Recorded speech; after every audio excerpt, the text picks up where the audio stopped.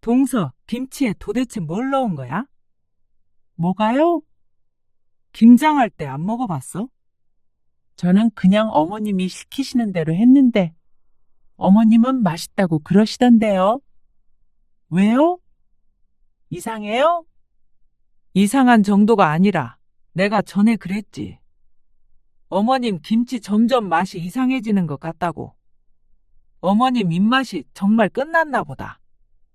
효진이 아빠도 갖다 버리라고 난리야. 아까 어머님한테 전화해서 이젠 김장하지 말라고 그러더라. 어머, 정말요? 어머님이 난리치시는데도 이런 김치 어떻게 먹느냐고. 내년부턴 김장 안 할 것 같아.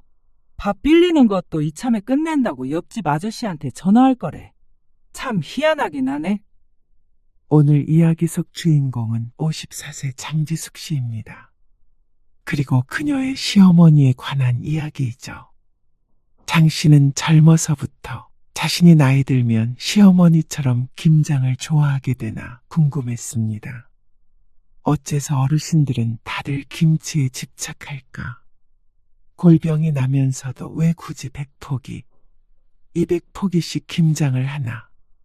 나이가 들면 이해하게 될 줄 알았습니다. 하지만 여전히 알 수 없었습니다. 50대 중반이 되어서도 시골에 불려가 배추 농사를 돕고 몇 날 며칠 동안 김장하느라 녹초가 아니라 거의 시체가 되어야 했죠. 그리고 남편, 김치를 별로 좋아하지도 않으면서 김장에 참여하지 않겠다고 말도 못하는 남의 편이었습니다. 장 씨가 김장은 그만하겠다고 얘기했을 때는 노인네 비위 좀 맞춰줄 수 있는 거 아니냐며 오히려 부부싸움까지 했습니다.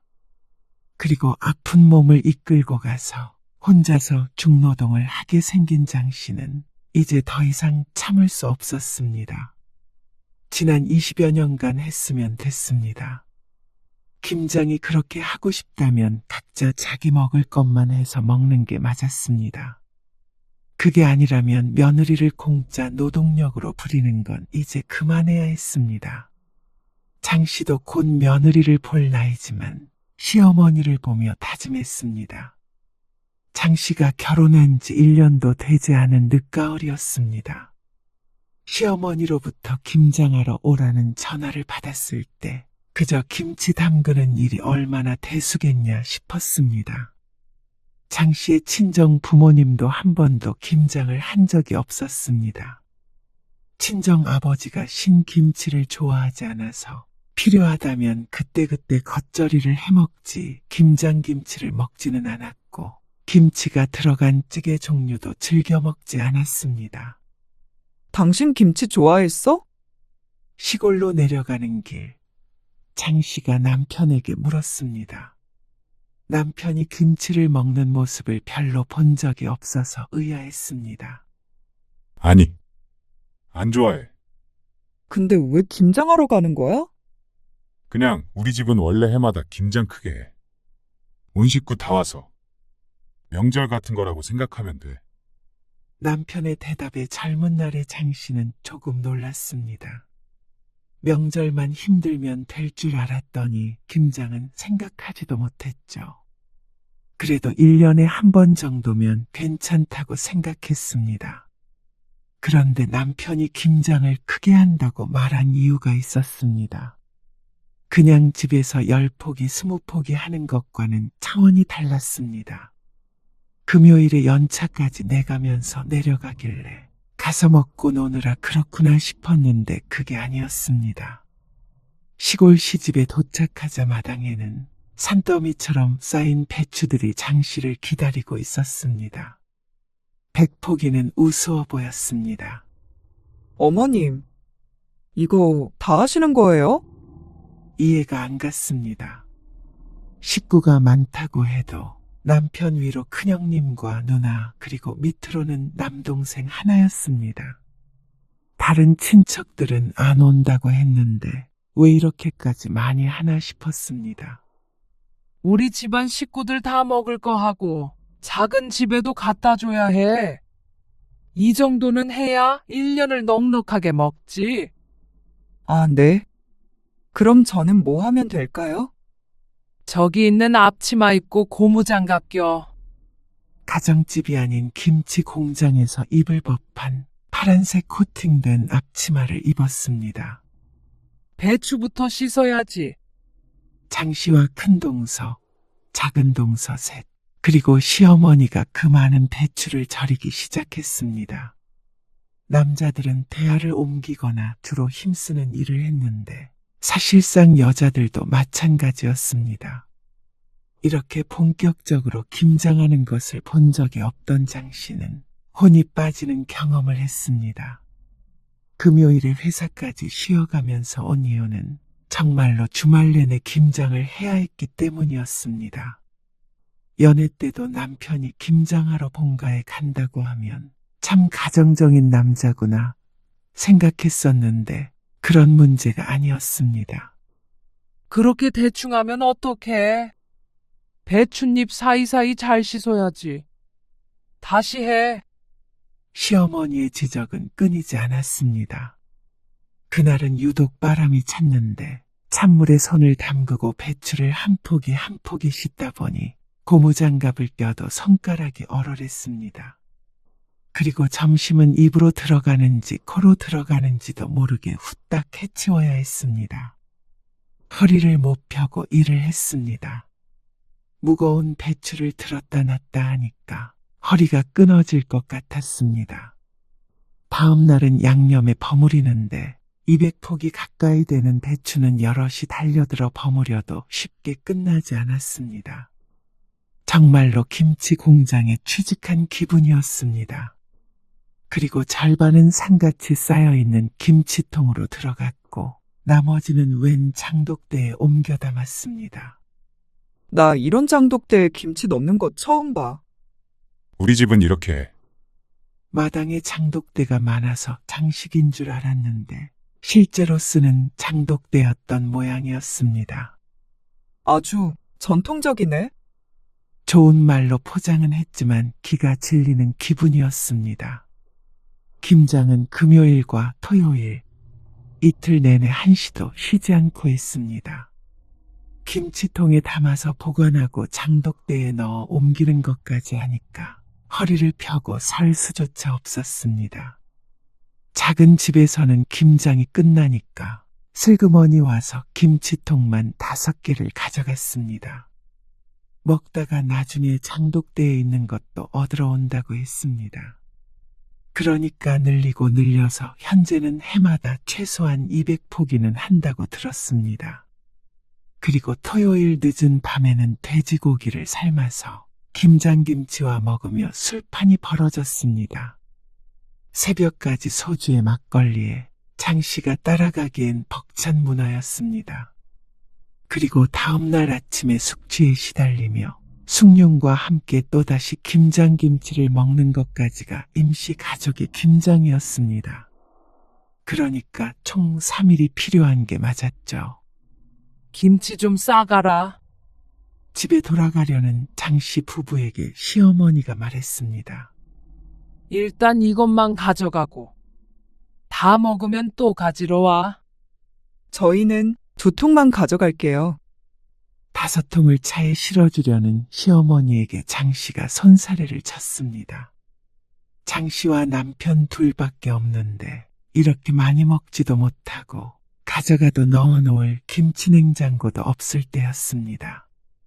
베란다에 두고 익혀서 지져먹고 해. 아, 그래도 너무 많은데. 너도 김치 안 먹냐? 시어머니도 남편이 김치를 안 좋아하는 걸 알고 있는 모양이었습니다. 아, 조금 먹어요. 결국 합의 본 게 3통이었습니다. 이걸 다 먹을 생각을 하니까 눈앞이 깜깜했죠. 그래도 김장이 드디어 끝났다는 생각에 서둘러 김치를 싣고 차를 출발시켰습니다.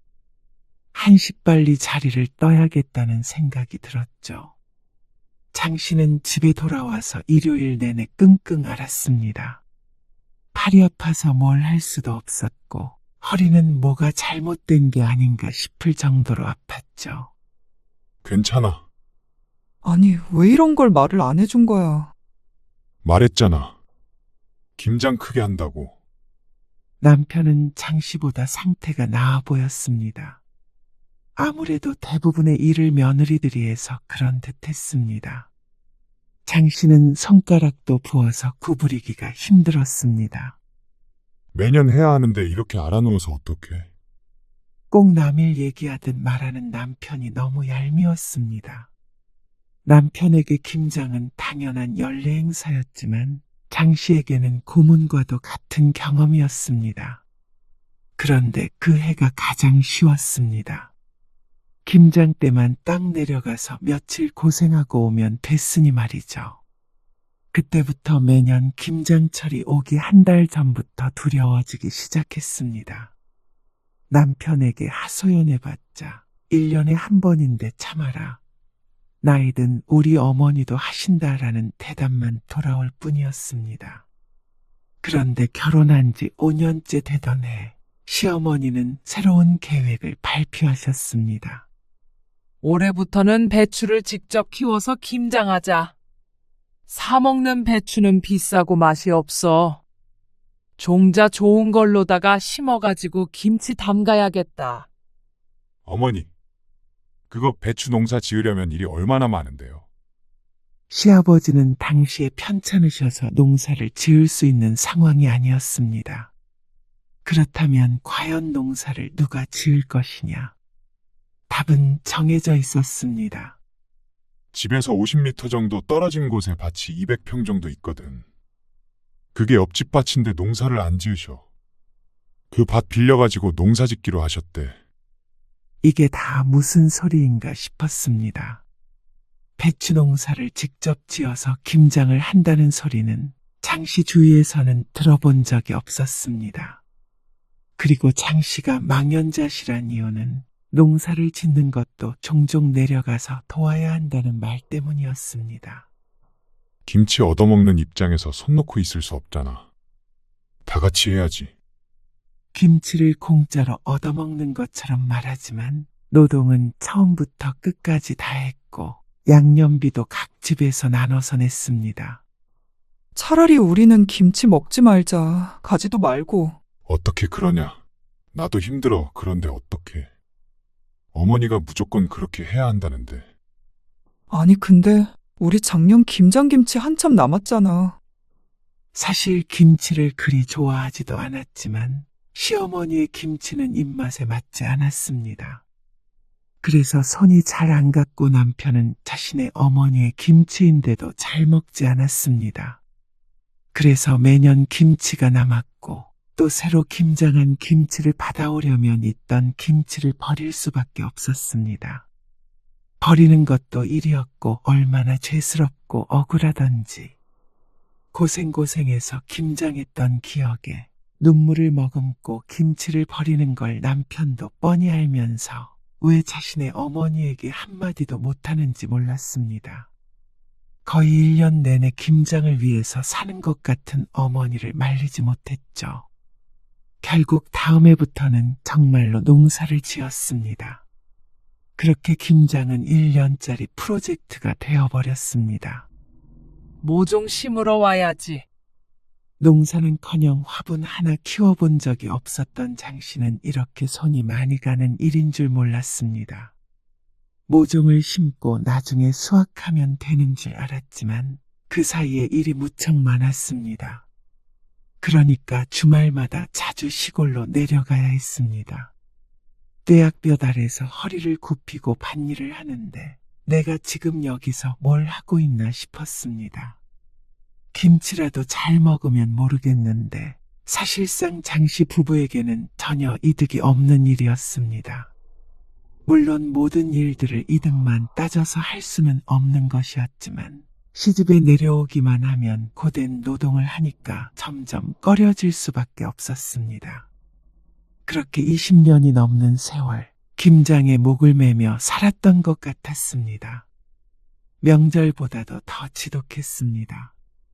그래서 그동안 김장철만 다가오면 남편과 마찰도 많이 생겼고 실제로 이혼 소리가 나올 만큼 크게 싸운 적도 있었습니다. 나 정말 올해는 안 가. 장 씨의 말에 남편이 한숨을 푹 내쉬었습니다. 그런데 이제는 1년에 한 번인데 그것 좀 참고 하면 안 되냐는 소리를 하지 못했습니다. 1년에 하루 이틀로 끝나는 일이 아니었으니 말이죠.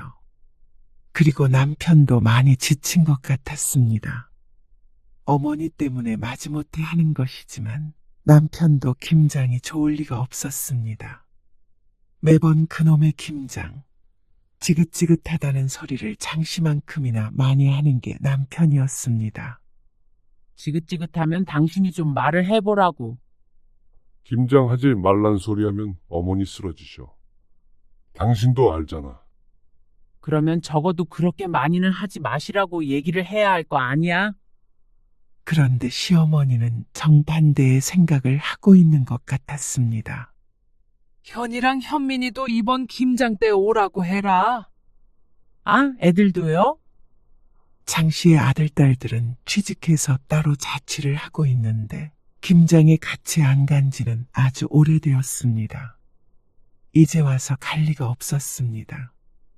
그리고 아들, 딸들은 장 씨 부부의 영향인지 몰라도 김치는 입에도 안 댔습니다. 와서 김장 돕고 김치도 2통씩 챙겨주면 좋지.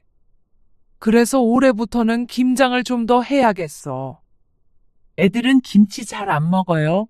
어머님, 김치를 먹어야 건강하지.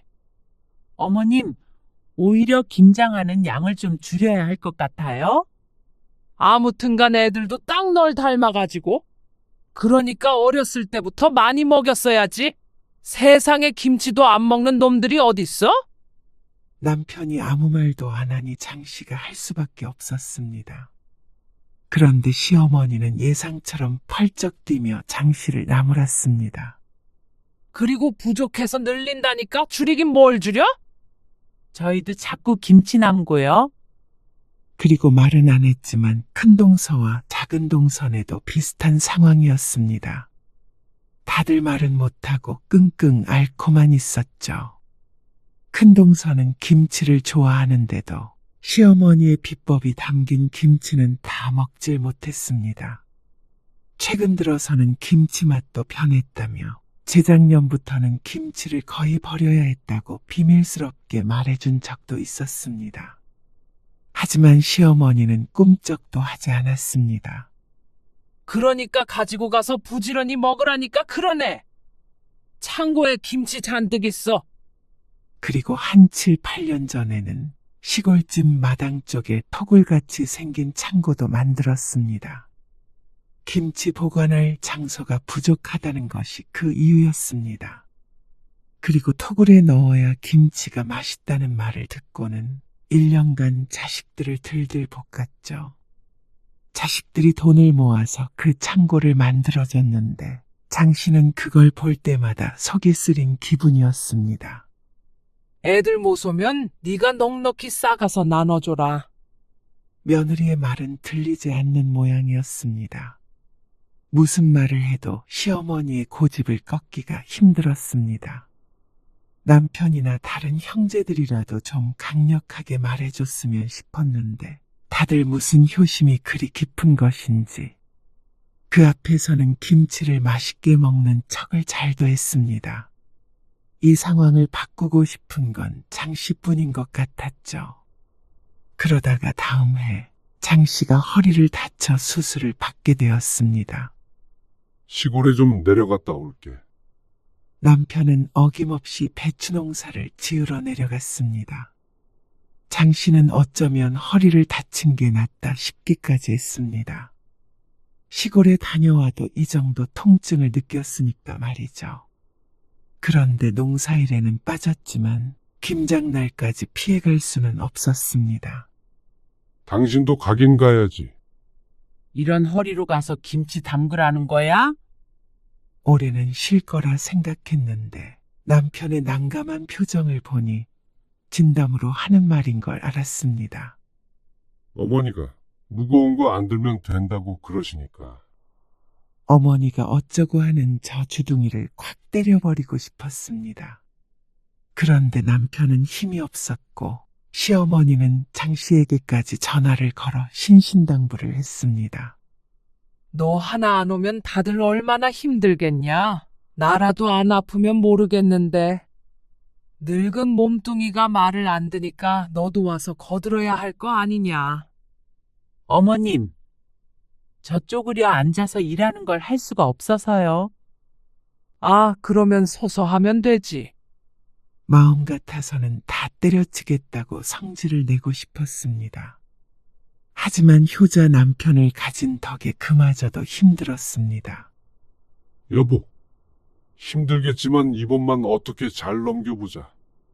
내년에는 농사 그만 짓고 배추도 절여진 거 사다가 하자고 꼭 말씀드릴게. 진작에 그렇게 바꿨어야 했습니다. 요새 누가 직접 배추를 절여서 하나 싶었습니다. 마트에만 가도 죄다 절인 배추를 파는데 말이죠. 그래서 남편의 말을 믿고는 시골에 내려갔습니다.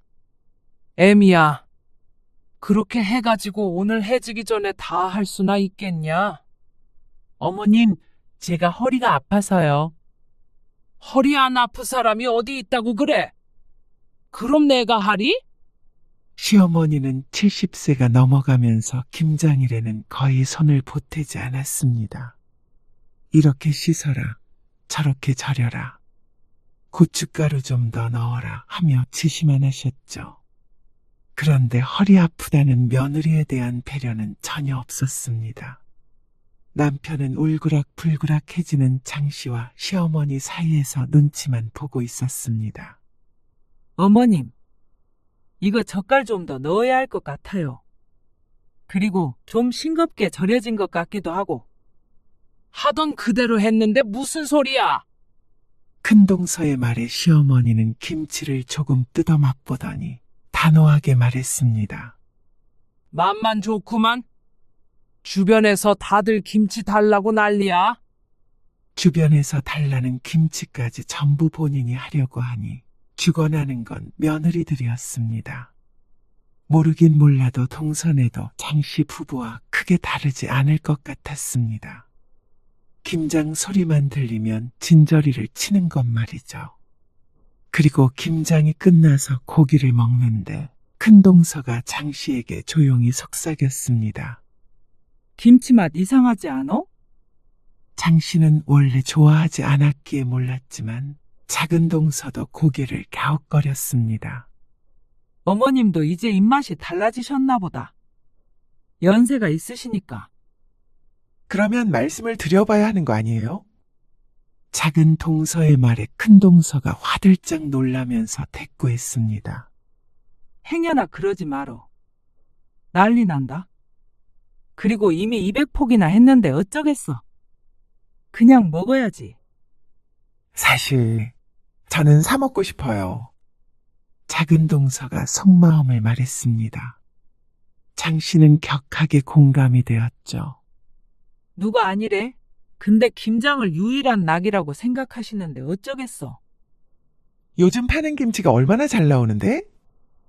저도 이제 골병 들 것 같아요.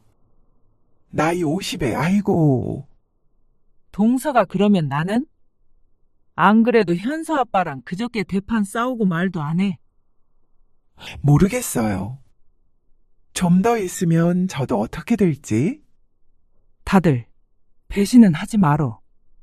결국 농담처럼 끝난 대화에 가장 동요된 건 장씨였습니다. 허리 통증 때문에 잠도 제대로 못 자는데 중노동을 했으니 나만 할 리가 없었습니다.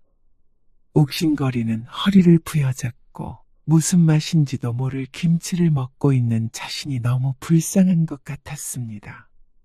식모들도 아니고 부엌에 모여서 이런 대화를 하고 있는 게 시대착오적인 것 같기도 했고 말이죠. 전생에 김치 훔치다 죽은 건지 어쩐 건지 어째서 이런 집에 시집 왔나 뒤늦게 한탄하기도 했습니다. 물론 속으로 말이죠.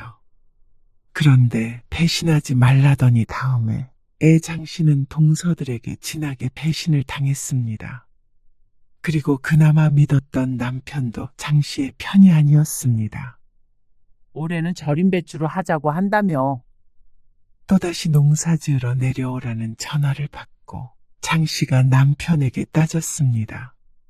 근데 절임 배추로 하면 비싸고 맛도 없다고 그러시잖아. 아니, 얼마나 차이 난다고 그래? 배추 절이느라 여럿이 내려가서 일하는 노동력은? 농사 짓는 노동력은? 그거 시급으로 따지면 그게 더 비싸겠다. 나 차라리 그 시간에 쿠팡 배달이라도 하고 싶은 심정이야. 아니, 그게 다 정성이잖아. 그놈의 정성. 지금 김치 냉장고에서 다 쉬어가는 거 몰라서 그래?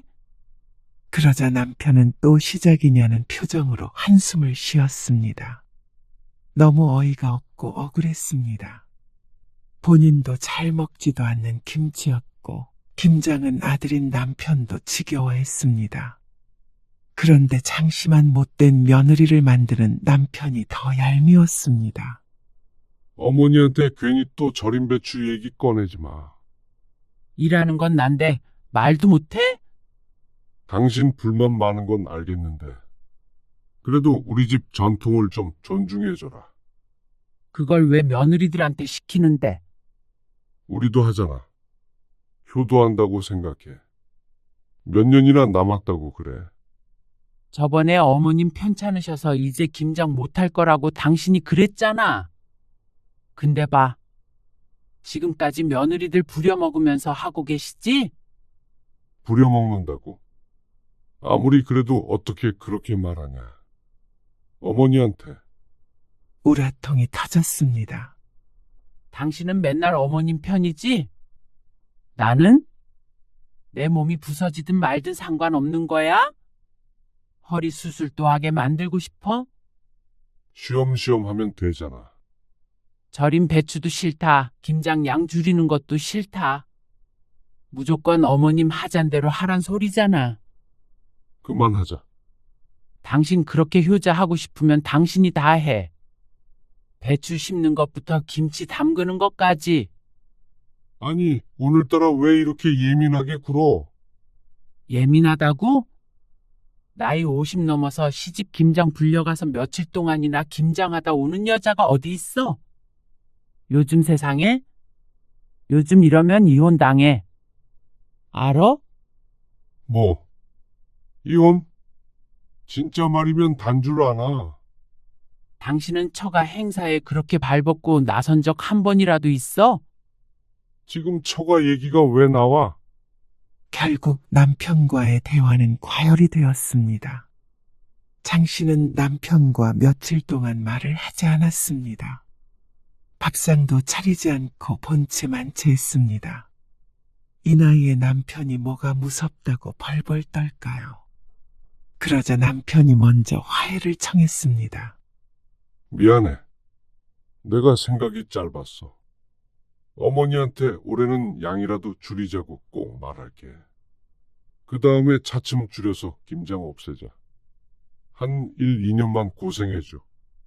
이번에 백포기도 많아. 솔직히? 다들 남아도는데 왜 그렇게 고집 부리시는 거야? 작은 집도 이제 안 가져가잖아. 가장 많이 가져다 먹었던 작은 집은 식구도 줄어서 김치를 조금씩 사다 먹겠다고 했습니다. 그래서 재작년부터는 먹을 사람이 남편 형제들밖에 없었죠. 그런데도 여전히 200포기를 고집했습니다. 어디다 갖다 팔아도 될 양이었습니다. 그러니까 매번 동네방네 나눠주고도 남아서 내려갈 때마다 김치통에 한가득 김치를 싸줘서 문제였습니다.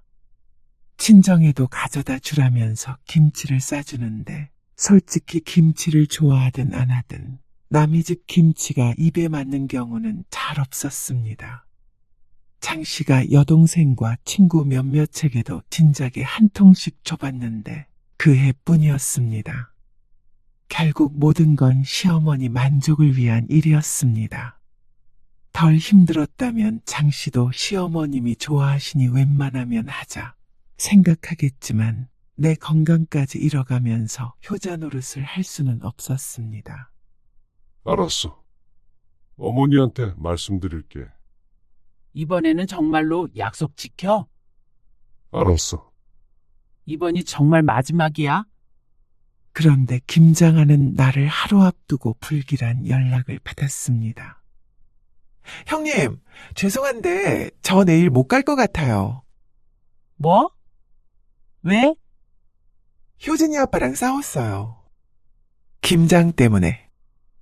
효진이 아빠가 다 때려치고 가지 말라고 소리치길래 그러자고 했어요. 그래서 저 지금 효진이랑 여행 왔어요. 장 씨는 할 말을 잃었습니다. 그 심정은 이해가 갔지만 장 씨도 사람인지라 덜컥 겁부터 났습니다. 작은 동서가 안 오면 큰 동서와 장 씨밖에 없는데 백포기만 한다고 하더라도 죽어나갈 각오를 해야 했습니다. 그래서 정말로 안 오게? 죄송해요. 전 솔직히 이 정도 했으면 할 만큼 했다고 생각해요. 그저께 작년 김장김치 다 버렸어요. 김치 들어갈 데 없어서. 근데 효진이 아빠가 그거 가지고 막 뭐라고 하는 거예요. 애교하고 한숨이 절로 나왔습니다. 장씨도 몇 번이고 겪은 일이었기 때문에 작은 동서가 무슨 말을 하는지 알고 있었습니다. 얼마나 속상했을지도 말이죠. 그래서 이제 다시는 안 가기로 했어요. 장씨는 대답을 하기가 어려웠습니다. 이해가 가는 것은 별개로 자신의 앞날이 걱정되었습니다. 그렇지만 작은 동서에게 왜 배신을 하느냐며 뭐라고 할 수도 없었습니다. 장씨야말로 진작에 작은 동서처럼 했어야 했는지도 몰랐습니다. 어쩔 수 없지. 형님도 힘들면 그냥 들이받으세요. 아이고, 모르겠다. 장씨는 전화를 끊고 한참 생각에 잠겼습니다. 하지만 바로 다음 날이 김장인데 이제 와서 안 가겠다고 하면 큰동서한테 얼굴을 못 들 것 같았습니다. 그런데 당일 아침 장씨와 남편이 출발해서 시골로 내려가고 있는데 이번엔 큰동서에게서 전화가 왔습니다. 동서, 동서 한마디에 장씨의 가슴이 덜컥 내려앉았습니다. 작은 동서 못 간다며? 동서는 출발했어? 네. 근데 형님은 어쩐 일이세요? 그게 말이야, 우리 라엘이 있잖아. 지금 코로나에 걸렸다는데 봐줄 사람이 나밖에 없어서 이걸 어째? 손자가 코로나에 걸렸다며 당장 오늘이 김장인데 못 오겠다는 큰동서. 어쩐지 느낌이 안 좋더니 장씨는 허탈한 감정이 들었습니다.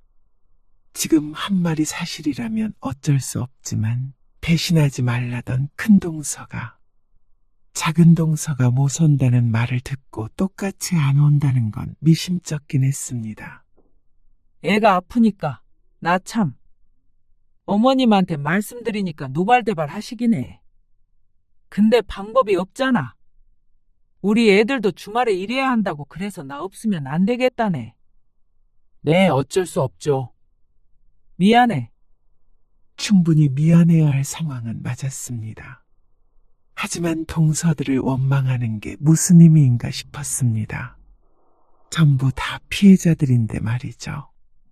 그러니까 전화를 끊고 남편을 쳐다보게 된 건 당연한 수순이었습니다. 뭐야? 형수도 못 온대?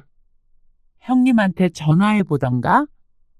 그런데 참 아이러니한 게 남편이 형님에게 전화를 걸었더니 본인이 아이를 봐야 하는 것도 아닌데 안 오겠다고 한 것이었습니다. 일꾼 없이는 못 온다는 뜻인 듯 했죠.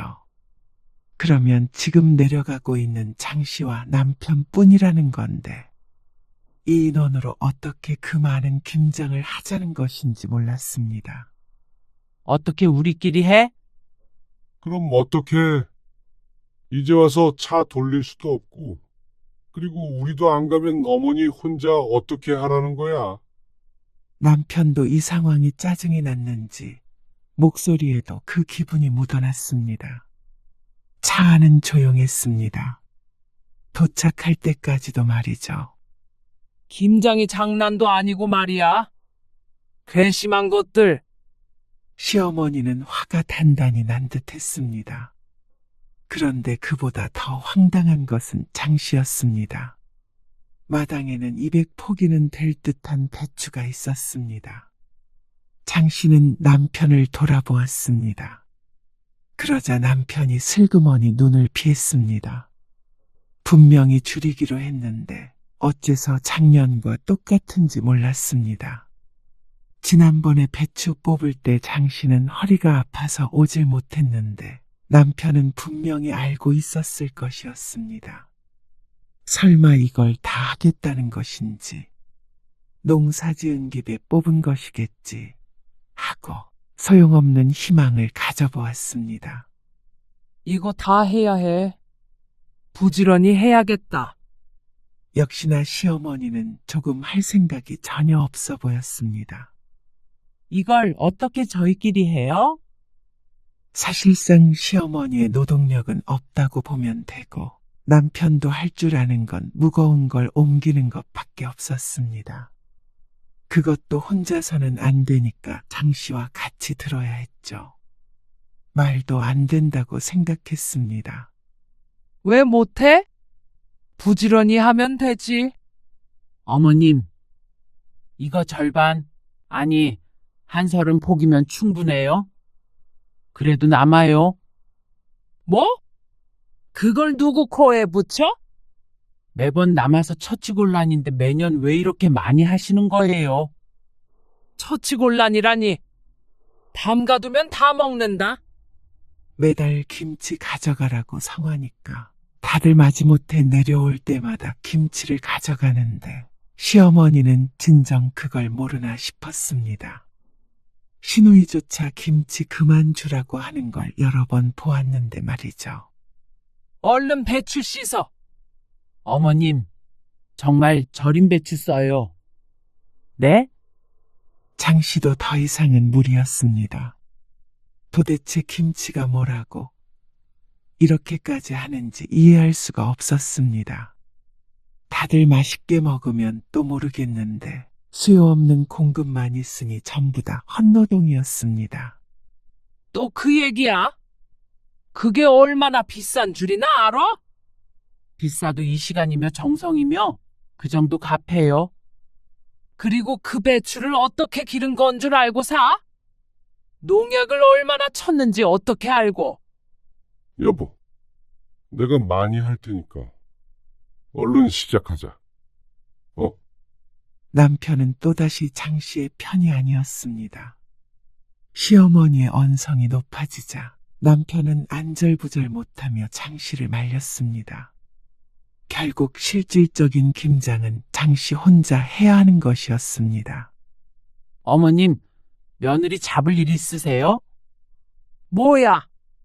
다들 힘들어서 오지도 않고 먹지도 않는데 왜 이렇게 많이 하려고 그러시는데요?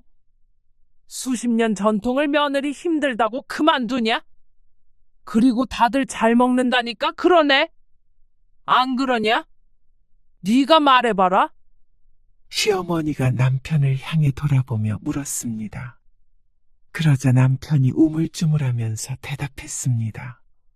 그게 김치를 잘 안 먹긴 하는데 그러자 시어머니가 도끼눈을 했습니다. 네가 그렇게 말하라고 시켰냐? 김치 안 먹는 집이 세상에 어디 있어? 그래서 기어이 네가 우리 집 전통을 말아먹어야 속이 시원해? 나 죽을 때까지 할 거야. 만약에 김장을 못하게 된다면 다 장 씨의 탓이라며 시어머니가 고래고래 소리를 질렀습니다. 이러다가 옆집에서도 나와볼 것 같았습니다. 내가 그런다고 김장을 안 할 줄 알아? 다들 맛있다고 하는데 왜 너만 난리야? 그러자 찔끔한 남편이 금세 백기를 들었습니다. 아이고, 어머니. 알겠어요. 그냥 해본 소리예요. 다들 안 오고 저희끼리 하려니까 집사람이 겁을 먹었나 봐요. 겁먹을 게 뭐가 있어? 다 내가 시키는 대로만 하면 되는데. 네, 남편이 장 씨를 향해 눈치를 줬습니다. 우리끼리라도 얼른 하자는 듯한 눈빛이었습니다. 도대체가 살 수가 없었습니다. 동서에 전화를 받았을 때 장 씨도 남편과 싸우는 한이 있더라도 나도 못 가겠다 버텼어야 했습니다. 그런데 여기까지 온 이상 못하겠다고 하면 김장을 못한 게 전부 장 씨의 책임이 되는 것이었습니다. 아, 해치겠어? 빨리빨리 못해? 해요, 해. 시어머니의 고집을 꺾을 수 없었습니다. 이런 남편을 믿고 있느니 장 씨는 차라리 스스로 이 고난을 헤쳐나가야 한다고 생각했습니다. 이렇게 질질 끌려다니다가는 내년에도 내후년에도 60, 70이 넘어서도 김장을 해야 할지도 몰랐습니다. 이 자리를 박차고 나가면 또 남편과 싸우고 내년에 제발 1, 2년만 고생해달라 설득당하고 그 지긋지긋한 과정을 다시 해야 했습니다. 장 씨는 마음을 독하게 먹었습니다. 올해로 김장을 끝내기로 결심했습니다. 그리고 그건 무조건 장 씨에 의해서가 아니라 시어머니에 의한 것이어야 했습니다. 그래야 자식 탓하며 김장의 미련을 두지 않을 것이니 말이죠. 장 씨는 그 순간부터 부지런히 움직였습니다. 허리가 끊어지는 한이 있더라도 끝까지 해내고 만다는 생각으로 하자 시어머니가 한마디를 보탰습니다. 허리 아프다더니 잘만 움직이는구만. 순꾀병이야. 장 씨는 속이 부글부글 끓었지만 참았습니다. 남편은 역시나 할 줄 아는 게 별로 없었습니다. 배추를 씻는 것도 제대로 못했습니다. 종일 걸려 배추를 씻고 절이고 인원이 적으니까 평소보다도 오래 걸렸습니다. 그리고 장 씨는 다음날 양념을 만들 때 눈을 번뜩였습니다. 무채 좀 더 넣어라. 그래야 시원해. 네, 어머님. 멸치 액젓 넣고 딱 내가 넣으라는 만큼. 네, 생강이랑 마늘 넣었냐? 네. 넣었어요. 어머님이 말씀하신 만큼요. 장 씨는 고분고분 대답했습니다. 시어머니는 느린 걸음으로 왔다 갔다 하면서 지시 감독을 했습니다. 남편은 뭘 가지고 오라고 해도 뭐가 뭔지 몰라서 그냥 들어가 있으라고 했습니다. 그리고 장 씨는 시어머니가 안 보는 틈을 타서 계획을 실행했습니다. 옆에 있던 굵은 소금을 두 손으로 푹 퍼서 양념에 넣고 얼른 버무렸습니다. 잠깐 배추를 살펴보던 시어머니가 다시 고개를 돌리자 장 씨는 모르는 척 양념을 저었죠. 새우젓은? 이제 넣을게요. 이만큼 넣으면 되죠? 그래. 더 넣으면 짜. 장 씨는 그릇에 따로 담겨있던 새우젓을 부었습니다. 그리고 시어머니가 뒤를 돈 틈을 타서 얼른 새우젓을 넣은 만큼 더 넣었죠. 그리고 멸치 액젓도 더 넣고 생강도 더 넣고 아주 멋대로 양념을 쳤습니다. 기회가 있을 때마다 앞에 보이는 재료를 때려 넣었죠.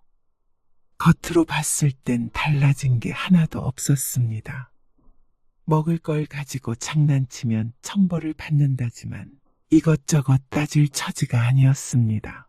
양심 지키다가는 내가 죽게 생겼으니 어쩔 수 없다고 생각했습니다. 그리고 김장이 완성됐을 때 장 씨는 허리가 끊어지는 듯 했습니다. 간 봤냐? 시어머니가 양념에 버무려진 김치를 조금 뜯어서 입에 넣자 장 씨는 순간 놀라서 쳐다보았습니다. 조마조마하게 지켜보는데 시어머니가 고개를 갸웃거리더니 양념에 손가락을 찍어서 다시 한번 입으로 가져갔습니다. 왜요? 이상해요?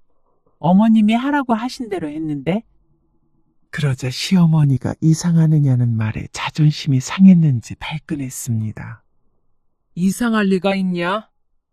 조금 간이 센 것 같긴 한데. 이래야 맛있어. 네, 고생했다. 얼른 챙겨. 장독대에도 김치를 옮겨 담았고 챙겨갈 김치통도 몇 개 차에 넣어놨습니다. 식구들도 없으니 고기는 삶지 않기로 했습니다. 그래서 하루 일찍 집으로 돌아가기로 했죠.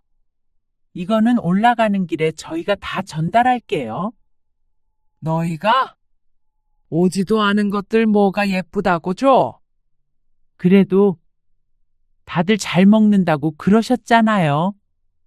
그러자 시어머니는 고개를 끄덕였습니다. 김치가 완성됐으니 여기저기 나눠주고 싶은 모양이었습니다.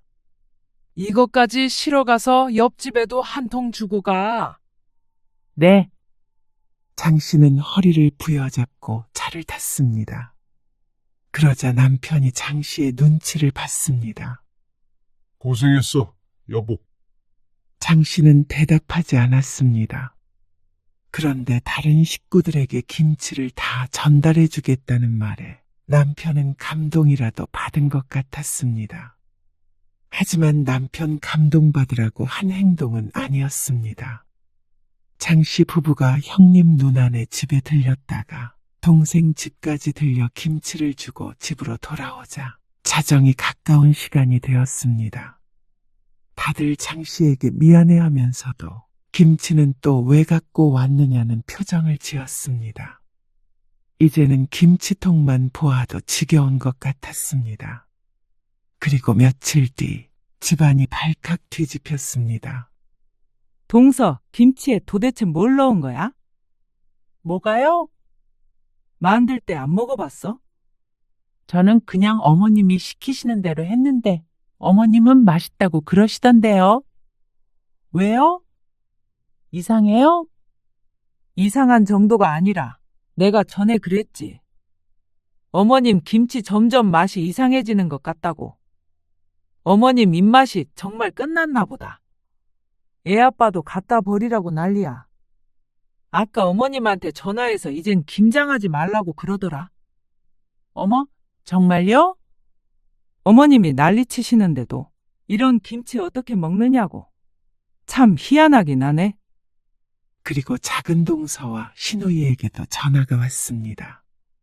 다들 같은 생각이었습니다. 시어머니 입맛이 이상하니 김장을 그만해야 된다는 입장이었습니다. 결국엔 편을 들던 아들들마저 그렇게 말하니까 시어머니도 당황스러울 것이었습니다. 김치 맛이 어떻길래 그래? 김장할 때도 맛 한 번 안 보았으니 남편은 모를 만도 했습니다. 장 씨는 모르는 척하며 김치를 꺼내 남편 입에 넣어주었습니다. 나는 당연히 어머님이 늘 하던 대로 하시니까 그냥 했는데 얼마나 이상해? 그러자 남편이 씹던 김치를 싱크대에 뱉어버렸습니다. 이게 뭐야? 비린내가 너무 나고 짜고 이거 진짜 왜 이래? 사람 먹으라고 담근 거야? 이렇게 만들려고 배추를 그렇게 열심히 길렀나? 남편은 그동안 배추 농사에 불려갔던 게 억울한 모양이었습니다. 어머, 정말이네. 장 씨는 김치를 먹어보고 시치미를 뗐습니다. 다 버려야지. 이거 못 쓰겠네. 순간 죄책감이 잠깐 들기도 했습니다. 하지만 한편으로는 시원하기도 했습니다. 아마 내년에도 똑같이 배추 농사를 짓고 자식들은 끌려가 싸우고 며느리들은 매번 알아놓는 연례 행사가 반복될 것이었습니다. 이렇게 하지 않으면 우유부단한 남자들이 어머니 고집을 꺾을 수가 없을 테니 말이죠. 화가 난 시어머니에게서 전화가 왔습니다. 너 도대체 양념에다가 뭘 넣은 거니? 옆집에서도 쫓아왔어. 뭘 넣다니요? 어머님이 넣으라고 하신 대로 넣었죠? 어머님도 바로 앞에서 보셨잖아요. 그러자 시어머니는 아무 말도 못했습니다. 장 씨의 말대로 모든 건 시어머니가 지시한 대로 이루어졌으니 말이죠. 그리고 어머님도 김치 다 됐을 때 맛보셨잖아요. 아니, 그땐 괜찮은 것 같았는데. 안 되겠다. 배추 사다가 다시 해야겠다. 네? 200포기를 다시요? 그러면 어떻게 하냐? 김치 없이 어떻게 1년을 보내? 옆에서 듣고 있던 남편이 전화를 바꿨습니다. 어머니, 이참에 김장 그만하세요. 1년 동안 농사 지은 배추가 전부 못 쓰게 됐잖아요. 나이 드셔서 입맛이 변했나 보죠. 이번에 얼마나 힘들었는데 또 김장하겠다는 말씀을 하세요. 남편도 다소 화가 난 것 같았습니다. 남자 여럿이 했던 일을 혼자서 했으니 남편도 장 씨에게 투정은 못 부려도 아마 평소보다 훨씬 힘들었을 것이었습니다. 너까지 어떻게 그런 말을 하냐? 형님도 그만하자고 그랬다면서요. 다들 힘들어서 핑계대고 오지도 않는데 자식들 말 좀 들으세요. 어머니 이제 80이에요. 그만할 때도 됐어요. 요즘 누가 김장해요? 다들 사 먹지. 장 씨가 하고 싶은 말을 남편이 대신했습니다. 남편도 뻔히 알면서 그동안 장 씨만 나쁜 사람을 만들어 왔나 싶었습니다. 시어머니는 자식들의 말에 충격을 받은 것 같았습니다. 하지만 장 씨는 알 수 있었습니다. 내년부터는 배추 농사도 없을 거고 김장도 없겠다는 걸 말이죠. 며느리들은 무척 좋아했습니다. 시어머니 입맛이 예전과 같지 않은 걸 안타까워하긴 했어도 결국엔 그 지긋지긋한 김장에서 해방됐으니 말이죠. 김치는 이제 사 먹어야 하나. 뭘 사 먹어? 먹지도 않는데. 그런가? 아이고, 어쨌거나 내년부터는 주말에 좀 쉴 수 있겠네. 남편은 김치에 미련이 없어 보였습니다. 아니, 오히려 좋아했습니다. 더 이상 농사 지으러 가지 않아도 되니 후련해 보이기도 했습니다. 음식을 못 쓰게 만들었다는 죄책감은 장씨 혼자만의 감정으로 끌어안기로 했습니다. 앞으로 버려질 김치들에 비하면 작은 희생이었습니다. 그리고 시어머니에게도 몹쓸 짓을 했다 싶긴 했지만 20년 넘게 욕먹어가며 고생한 걸 생각하면 이 정도는 애교라고 생각했죠.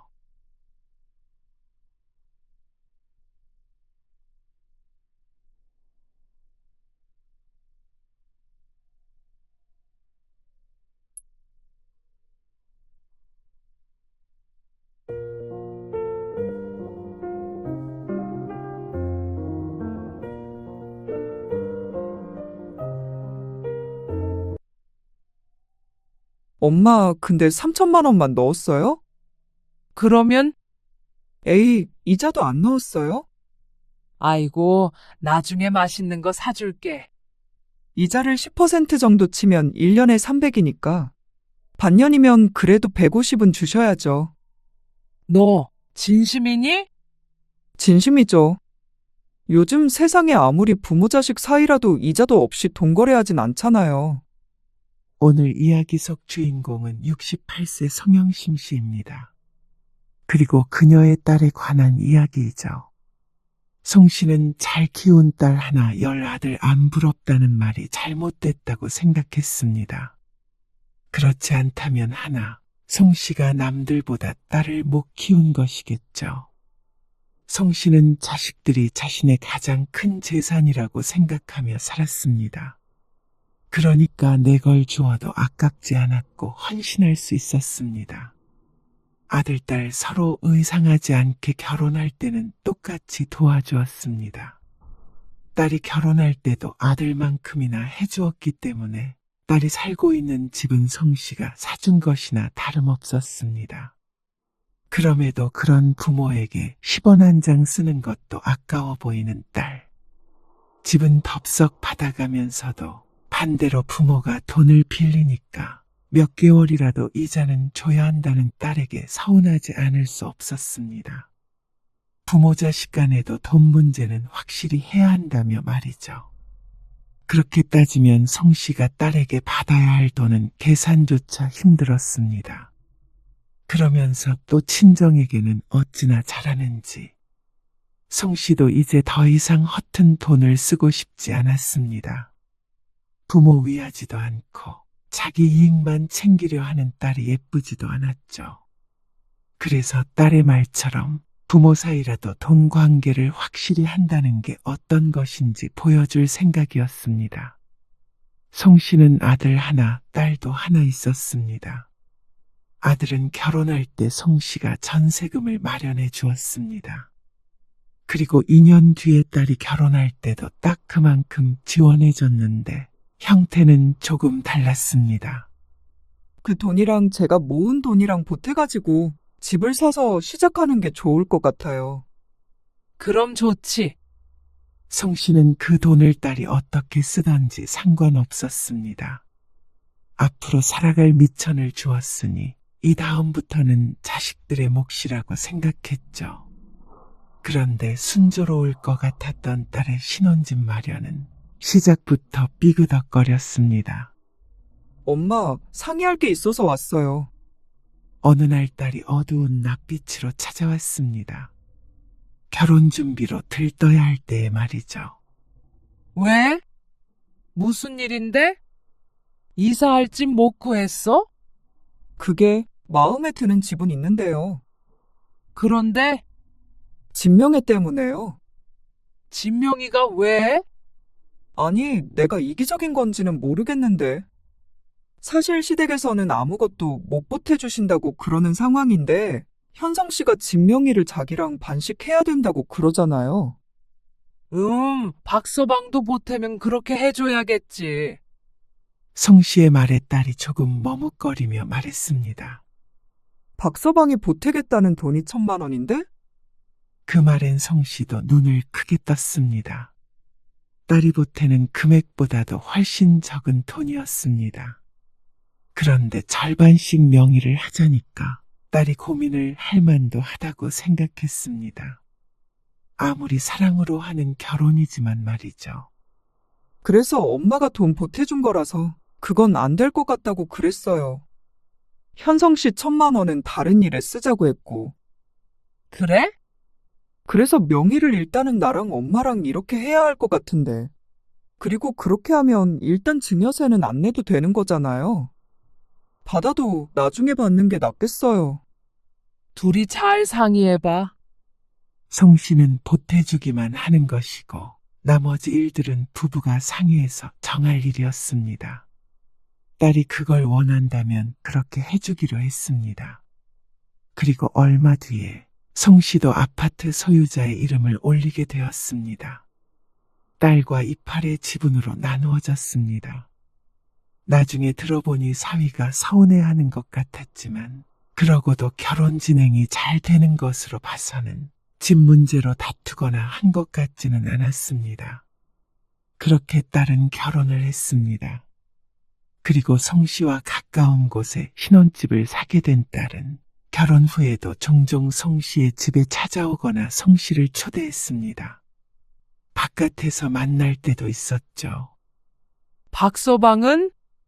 친구들 만나러 갔어요. 주말인데 너는 안 가고. 나는 그냥 엄마랑 맛있는 거 먹고 싶어서. 송 씨는 딸과 함께 근처 백화점에 왔습니다. 딸이 살 것도 있고 밥도 같이 먹자며 데리고 온 곳이었습니다. 사실 송 씨는 내심 기대했습니다. 닷새쯤 뒤가 송 씨의 생일이었는데 그것 때문에 주말에 미리 불러내서 생일 선물이라도 사주려는 것인가 싶었죠. 엄마, 이건 어때요? 예쁘네. 잘 어울려. 이건요? 이거는 현성 씨한테 좋을 것 같은데. 그런데 딸이 집어드는 것마다 죄다 자기들 것뿐이었습니다. 생일을 잊은 건가 싶어서 조금 섭섭했죠. 그리고 그게 끝이 아니었습니다. 엄마, 이건 엄마가 사줘요. 딸은 코트를 몸에다 대보고 하더니 가격표를 보고 송 씨에게 말했습니다. 백화점에 데려왔으면 네가 사줘야지. 왜 엄마한테 사달라고 해? 엄마가 딸 옷 좀 사줄 수도 있지. 네가 한번 엄마 옷 좀 사줘봐라. 생각해보니 이런데 같이 와도 딸이 송 씨를 사준 적은 한 번도 없었던 것 같았습니다. 결혼 전에는 박봉의 직장인이라며 그리고 또 그전에는 가난한 대학생이라면서 자연스레 송씨가 계산하게 했습니다. 그런데 결혼해서까지 이거 사줘라 저거 사줘라 하는 건 잘못된 거 아닌가 싶었습니다. 그것도 송씨의 생일을 앞두고 있는 때 말이죠. 그런데 불퉁한 송씨의 목소리를 듣더니 딸이 말했습니다. 이건 엄마가 나한테 주는 선물이에요. 무슨 선물? 생일도 아니고. 임신 선물. 그러면서 송씨를 바라보며 씩하고 웃는 딸. 송씨는 깜짝 놀라 딸을 쳐다보았습니다. 너 임신했니? 그러자 딸이 고개를 끄덕였습니다. 그거 말하려고 데이트하자고 한 거예요. 딸은 결국 그 코트를 송씨가 계산하도록 만들었습니다. 임신을 했어도 어쩐지 딸의 꿰매에 넘어간 것 같기는 하지만 기분이 좋아 원하는 대로 해주고 말았죠. 그런데 이제 시작이었습니다. 가진 명목으로 어찌나 친정엄마를 벗겨먹으려고 하는지 딸에게 연락만 오면 겁이 날 지경이었습니다. 엄마, 나 차 빼고 있을게요. 역시나 보름 만에 만나서 같이 밥을 먹었는데 계산할 생각은 전혀 하지 않고 쏙 나가버렸습니다. 딸만 있는 것이 아니라 사위도 함께 있었는데도 말이죠. 처음엔 민망해하던 사위도 시간이 지날수록 딸처럼 변해갔습니다. 당연히 송씨가 계산할 거라고 생각하는지 차키를 챙겨서 자연스럽게 딸이랑 가게를 나갔습니다. 송씨는 어처구니가 없으면서도 계산을 하고 뒤쫓아갔습니다. 이럴 거면 뭐하러 만나느냐 하겠지만 송씨는 말로는 핀잔에도 딸에게 쓰는 돈이 아깝지 않았습니다. 그리고 딸도 그걸 알고 있기에 이렇게 편하게 구는 것이고 말이죠. 맞벌이에서 경제적으로 어려운 상황도 아닐 텐데 딸은 송씨를 만나서 지갑을 여는 일이 없었습니다. 시집을 가도 달라지지 않는 듯 했습니다. 그런데 어느 날 딸이 안사돈과 통화하는 걸 듣고는 조금 황당했습니다. 네. 어머님. 어머, 정말요? 생신이신데 그 정도는 해야죠. 다음번엔 더 좋은 곳 모시고 갈게요. 네. 다음 주요? 네. 현성 씨랑 갈게요. 어머님 좋아하는 꽃게 사갈까요? 네. 다음 주에 뵐게요. 시어머니한테 참 잘한다 싶었습니다. 지난번에 어디 여행 다녀온다는 말은 들었어도 사돈네와 가는 줄은 몰랐는데 안사돈의 생일이었던 모양이었습니다. 생일에 여행도 데리고 갔다는 점이 송씨 입장에서는 의외였습니다. 지난 송씨의 생일에서는 생일 기념으로 만나자고 해놓고는 갈비집에서 잔뜩 먹고 계산도 안 하고 가버려서 아들내외만 계산을 했으니 말이죠. 이렇게 보면 친정에서만 짜게 구는 것 같아서 조금 속상했습니다. 물론 시부모에게 잘 보이고 싶은 딸의 입장도 알겠지만 친정에서는 퍼가기만 하고 시집에는 퍼주기만 하는 것 같으니까 마음이 조금 그랬습니다. 그리고 얼마 안 있어 딸이 출산을 했습니다. 엄마, 저 맞아요. 송씨는 첫 아이를 출산하고 힘들어하는 딸과 더욱 자주 만나게 되었습니다. 아니, 만난다기보다는 호출당했죠. 엄마 오늘은 바쁜데 우빈이 친할머니한테 부탁 좀 해보면 안 될까? 사돈네도 가까이 살기는 마찬가지인데 딸은 꼭 송씨에게만 부탁했습니다. 아니, 엄마. 어머님 오시라고 하면 나 불편해서 아무것도 못해요. 우빈이만 돌보는 게 아니라 시어머니 수발까지 들어야 한단 말이야. 출산한 지 얼마 안 된 며느리한테 안사돈이 그렇게 하시겠어? 엄마가 우리 어머님 몰라서 그렇지. 엄마 좀 도와줘요. 딸의 전화는 항상 일방적이었습니다. 아이고, 또 가봐야겠네. 당신은 민종이네 애 낳았을 때도 그러더니 애만 보다가 늙겠어. 3년 전에 아들네가 출산했을 때도 송씨가 자주 봐줬습니다. 그런데 그때와는 조금 다르긴 했습니다. 당시엔 아이를 돌봐준 대가로 용돈을 쏠쏠하게 받아서 주말 같은 때에는 그 돈으로 놀러도 가고 했죠. 그래서 그런 재미라도 있었고 며느리가 과한 부탁은 하지 않았습니다.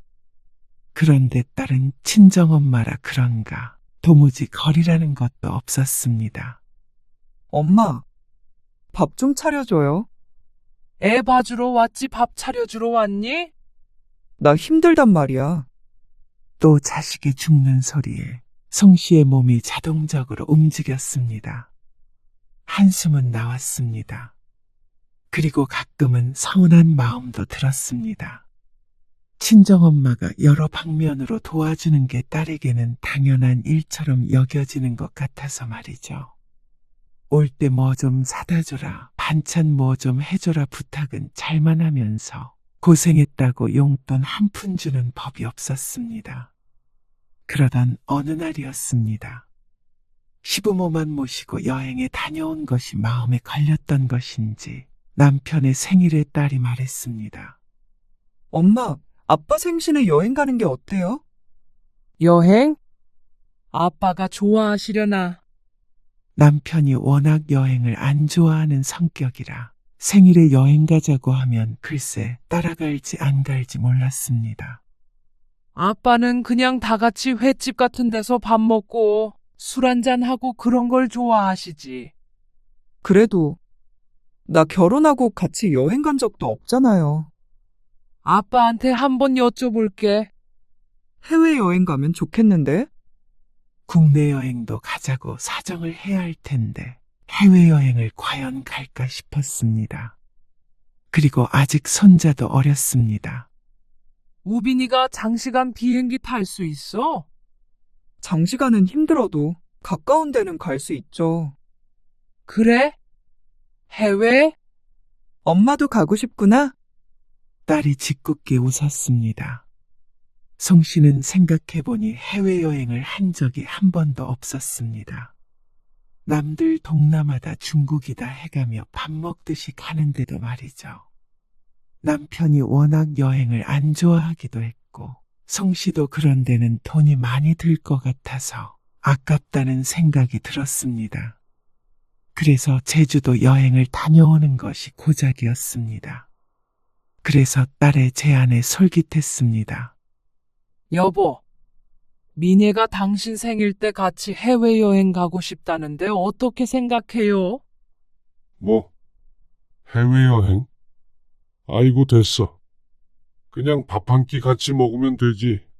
여행을 왜 가? 그것도 해외식이나. 그래도 우리 맨날 생일마다 밥만 먹었잖아요. 지난번에 미애가 시부모 모시고 여행 갔나 보던데 그래?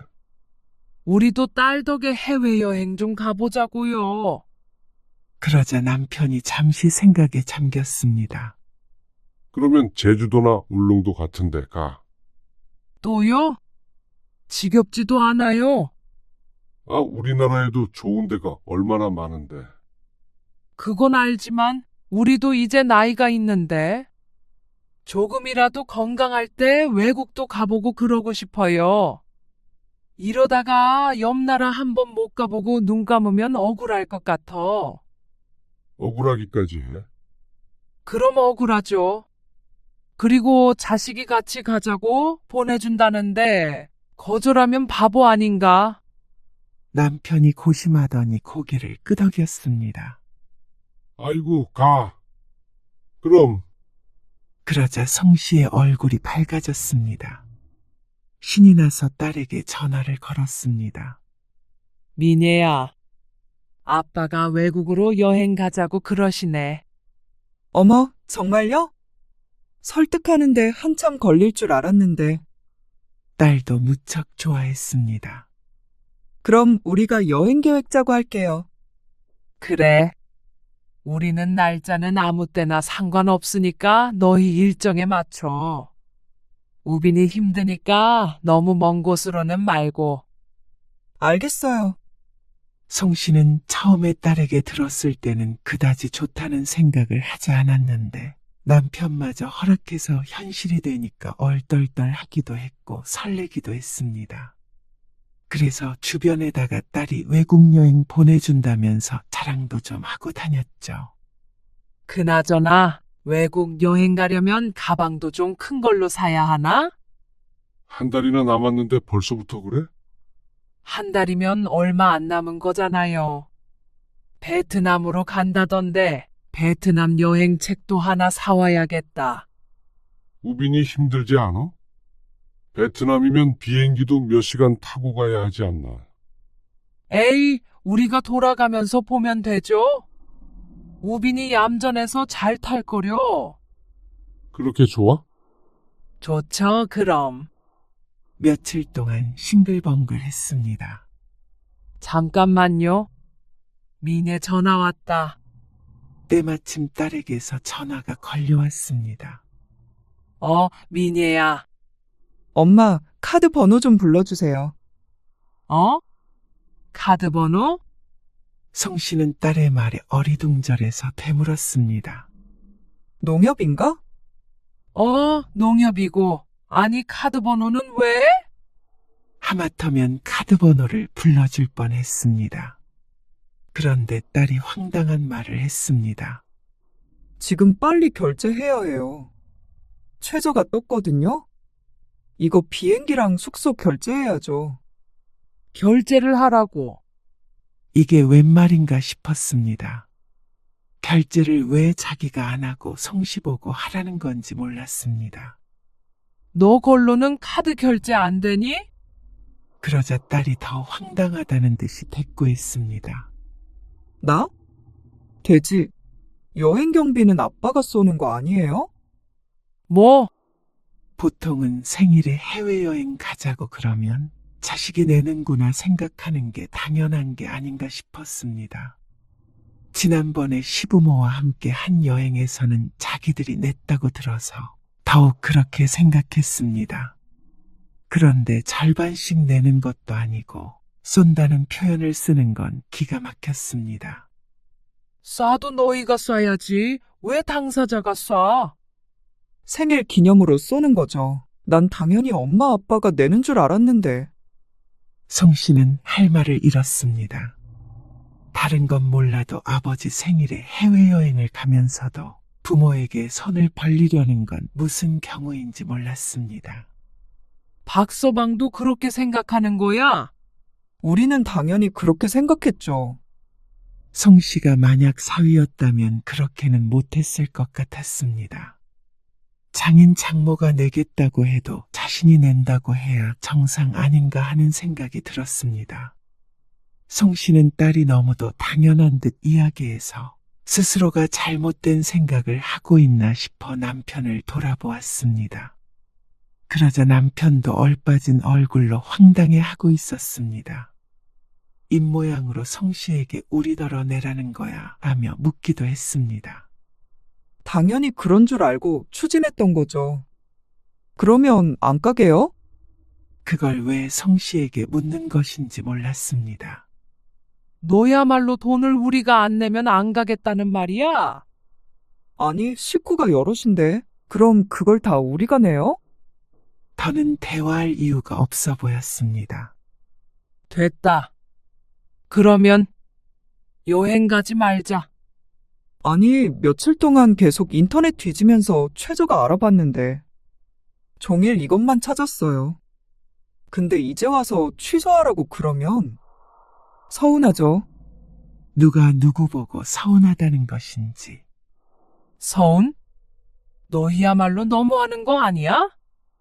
너 시부모 모시고 여행 갈 때는 다음에 더 좋은 데 데리고 가겠다고 그러고 살랑살랑 거리더니 친정부모한테는 돈 안 내면 여행 못 데리고 간다고.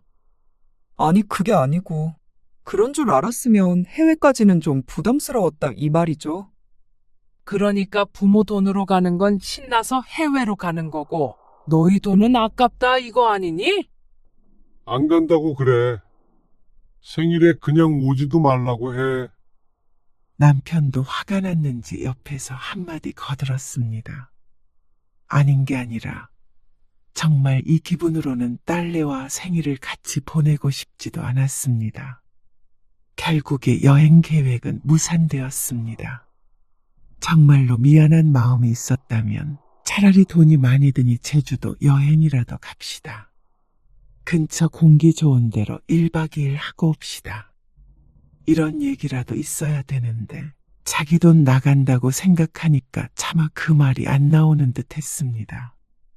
생일에는 제 딴에는 신경이 쓰였는지 집으로 찾아왔습니다. 생일 선물이라고 홍삼인지 뭔지 선물 세트를 한 박스 사왔는데 성씨는 이제 그것조차 고깝게 보였습니다. 누구는 해외여행 가고 누구는 홍삼 박스인지 어떻게 된 게 딸이 자기 친정부모를 이렇게도 무시하나 싶었습니다. 외식하러 갈까요? 왜? 또 밥만 홀랑 먹고 가버리게? 성씨의 타박하는 말에 사위가 민망한 듯 말했습니다. 아니에요. 제가 살 거예요. 장모님, 사위의 입에서 자기가 사겠다는 말이 나온 건 처음이었습니다. 딸만큼이나 성씨 부부에게 얻어먹는 걸 당연하게 여기는 사위였으니 놀랄만 했습니다. 성씨는 딸 부부와 함께 밥을 안 먹고 그냥 보내고 싶었지만 남편은 그래도 생일이니 딸내와 보내고 싶은 모양이었습니다. 그게 아니면 인간적으로 집까지 찾아온 자식을 그냥 보낼 수는 없다고 생각했는지도 몰랐습니다. 근데 오빠는 안 와요? 집 근처 당으로 가는 길에 딸이 물었습니다. 지난주에 왔다 갔어. 오늘은 바쁘다고. 오빠는 뭐 밥도 잘 사주고 그러나 보죠? 여행도 보내주고. 뭐든 딸보다 나았습니다. 아들이 다른 사람보다 특별히 과하게 챙긴다고 할 수도 없었지만 평범했습니다. 생일에 적당한 용돈을 서로 주고받고 밥 먹으러 가면 아들이 살 때도 있고 성씨 부부가 살 때도 있고 말이죠. 그 정도만 돼도 성씨가 이렇게 서운하지는 않았습니다. 오늘은 우리가 살게요. 그러니까 기분 풀어요. 나도 돈 많으면 엄마 아빠 모시고 유럽 여행 갔죠. 베트남이 아니라. 너스레를 떠는 딸이 얄미웠지만 더는 따지지 않았습니다. 그래도 성씨 부부의 기분을 풀려고 노력하고 있는 게 가상하다 여겼죠. 성씨와 남편은 딸 부부가 계산하기 전에 먼저 식당을 나왔습니다. 신경 쓰며 먹었더니 소화도 잘 안 되는 것 같고 계산하는 옆에 서서 기다리고 싶지도 않았습니다. 아이고, 나 휴대폰 두고 왔다. 안에다가? 잠깐만요. 내가 가져올게요. 성씨가 남편을 밖에 세워두고 서둘러 다시 안으로 들어갔습니다. 룸처럼 나눠진 공간이었는데 코너를 돌아가자 딸과 사위의 목소리가 들렸습니다. 계산을 하고 다시 테이블로 돌아온 것 같았습니다. 휴대폰을 챙기러 왔나 싶어 고개를 갸웃거렸습니다. 어머님이 뭐라셔? 뭐라고 하시긴. 좋아하시지. 며느리 덕에 새집 이사했다고. 그래? 더 못 보태드려서 죄송하다고 말씀드려. 3천만 원이면 충분해. 고맙다고 그러셨어. 갚겠다고 그러시던데. 에이, 갚긴 뭘 갚어. 어머님, 아버님 이사하시는데 아들 며느리가 그 정도는 해드려야지. 가만히 대화를 듣다 보니 참 이상했습니다. 짐작해보면 사돈네가 이사를 하는데 딸과 사위가 돈을 보탠 것 같았습니다. 아까 듣기론 3천만 원이라고 하는 것 같았습니다. 새 집으로 이사하는데 3천이면 크다고 할 수 있는 돈은 아니었습니다. 하지만 그 돈이 딸에게서 나온 것이라고 생각하면 성씨 입장에선 억만금같이 느껴졌습니다. 밥 한 끼 얻어먹으려면 이렇게나 힘든데 어째서 늘 자신을 도와주는 친정부모보다도 시부모를 더 챙기는 것인지 몰랐습니다.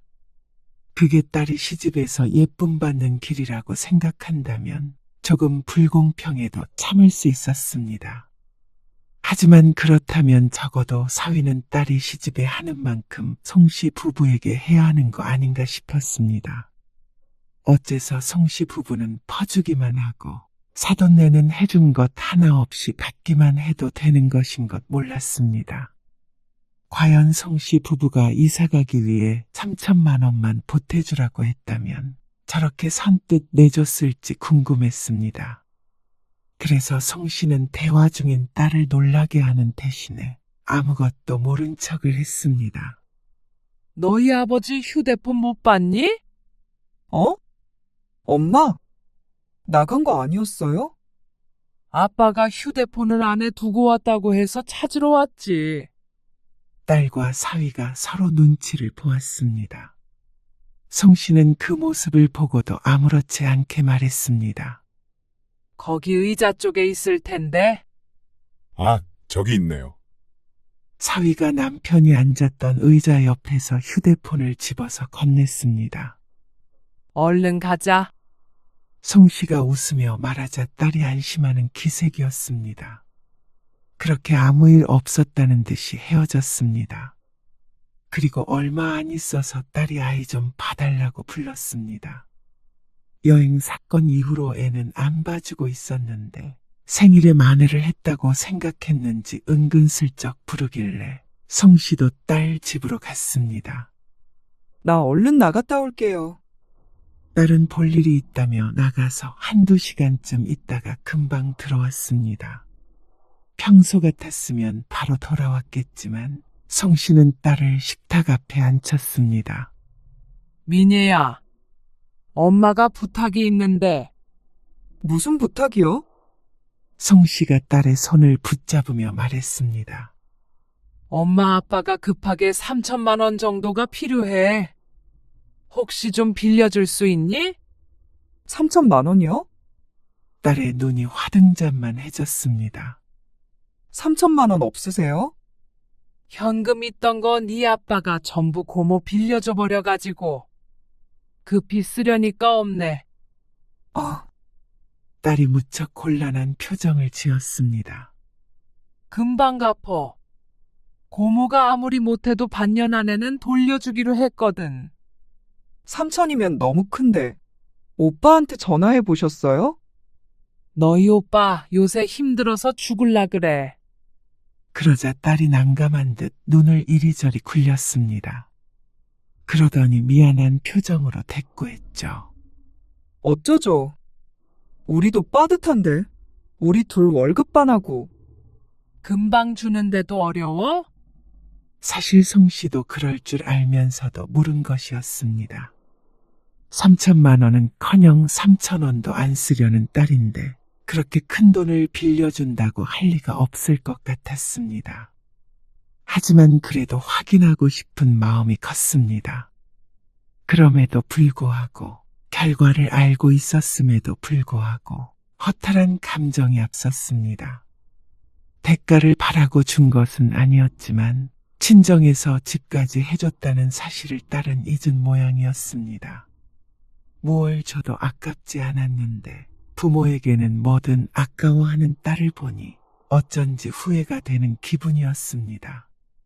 됐다. 다른 데서 알아볼게. 송씨가 중얼거리자 딸이 잠시 생각에 잠겼습니다. 송씨는 씁쓸한 미소를 지었습니다.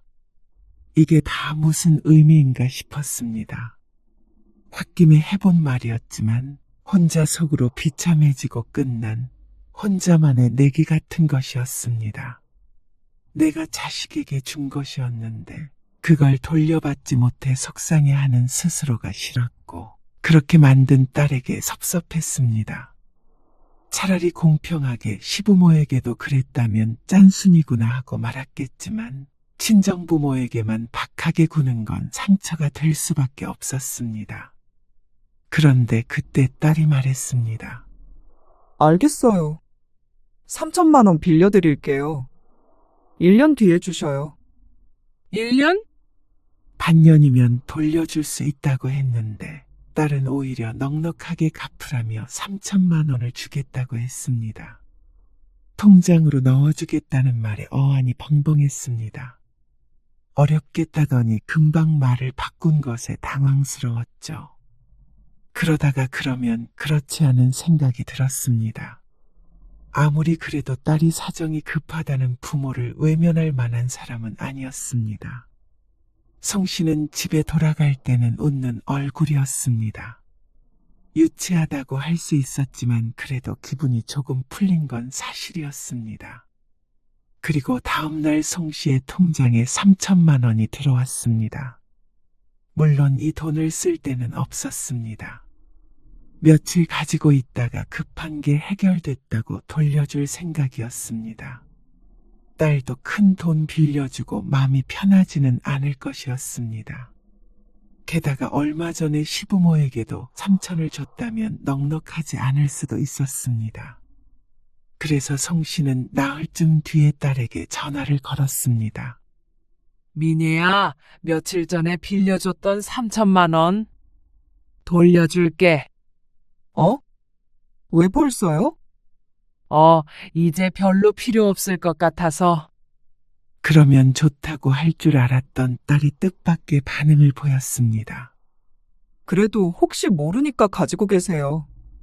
또 필요해질 수도 있잖아요. 아니야. 너도 이 돈 마련하느라 힘들었을 거 아니야. 아니에요. 여윳돈이니까 쓸 만큼 쓰시고 주세요. 만약 나중에 진짜로 필요한 일이 있다고 하더라도 딸에게 손을 빌릴 정도는 아니었습니다. 하지만 딸은 부모가 걱정되는지 맘 편히 쓰라고 돈은 지금 돌려주지 말라고 했습니다.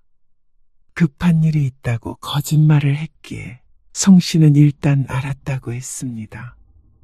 그리고 한 달쯤 있다가 돌려주겠다고 했는데 그때도 딸은 나중에 달라고 했습니다. 괜히 돈만 가지고 있는 것 같아서 마음이 불편했습니다. 딸이 이 돈으로 적금을 들어도 이자를 받을 테니 말이죠. 그런데 굳이 돌려주겠다는 돈을 1년 뒤에 달라는 딸에게 뭔가 고마우면서도 이상했습니다. 빌려줬던 돈을 빨리 준다고 하면 좋아해야 하는 거 아닌가 싶었습니다. 결국 3천만 원을 반년 뒤에 돌려주게 되었습니다. 1년 동안 가지고 있는 게 의미가 전혀 없었으니 돈은 제 주인에게 돌아가는 게 맞았습니다. 딸이 뭐라고 해도 송 씨는 3천만 원을 딸의 계좌로 입금했습니다. 3천만 원 통장에 넣었다. 그동안 잘 썼어. 그래도 엄마가 어려울 때 도와주려는 마음이 있다는 것에 위안을 받았습니다. 그런데 송 씨의 전화에 딸이 황당한 대답을 했습니다. 엄마, 근데 3천만 원만 넣었어요? 그러면 에이, 이자도 안 넣었어요? 송 씨는 딸의 말에 웃었습니다. 장난을 치고 있는 줄 알고 말이죠. 아이고, 나중에 맛있는 거 사줄게. 그런데 딸이 농담 섞인 진담을 했습니다. 이자를 10% 정도 치면 1년에 300이니까 반년이면 그래도 150은 주셔야죠. 웃음기 섞인 말에 송 씨는 긴가민가 했습니다. 농담 같았지만 내용이 너무나 구체적이었으니 말이죠. 너 진심이니?